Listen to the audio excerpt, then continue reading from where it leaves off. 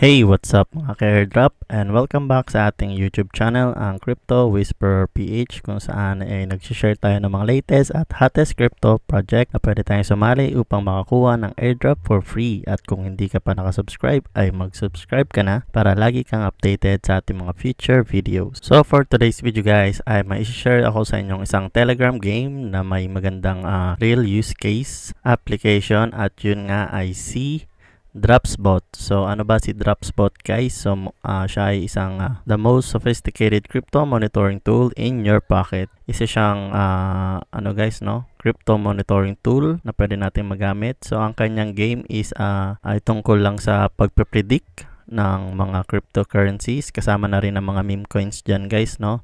So punta na tayo sa kanyang application. So ito nga guys ay isang Telegram game. So may Telegram game sila guys, no? So mapupunta kayo dito pag click nyo ng link. So by the way guys pala, ilalagay ko ang aking link dyan sa baba. Kasama na rin ang kanilang official account. So guys, sana panoorin nyo ang ating buong video kung paano siya laruin, at para na rin makatulong kayo sa ating channel. So basically guys, ganito ang magiging itsura niyan. Makikita nyo ang inyong total DPS points.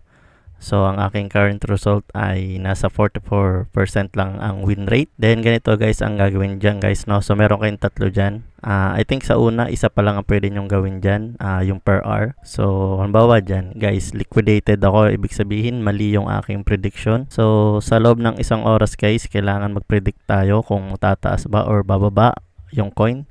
So click natin yan. Then ayan, try again. Then pipili tayo dito guys ng coin na pwede nating i-predict, no? So ito, mas maganda itong times 2 DPS ngayon. So dito muna tayo magpipredict. So dito try natin si Peanut. Then sa loob ng 1 hour guys, kailangan pipili tayo kung go up pa siya or mag-go down. So try natin i-go up. Then ayun lang guys, no? Ganun lang kadali siya laruin. Then mag-predict ulit tayo. Then go up muna. So kada guys, prediction, yan sa 1 hour, pag nakuha mo may 500 DPS ka. Then sa 4 hours meron kang 2,000, and then sa 24 hours meron kang 12,000 DPS. So yung mga task guys is madali lang naman. So ayan, daily task, social, yan, dali lang guys, media, and drops.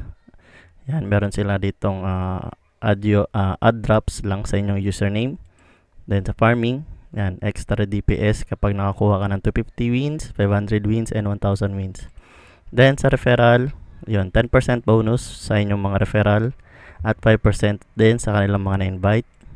So ayun lang guys, napakadali lang itong game na to. So na-share ko lang na mabilisan. Kung wala pa kayo ay gawin nyo na. So ayun lang guys, peace!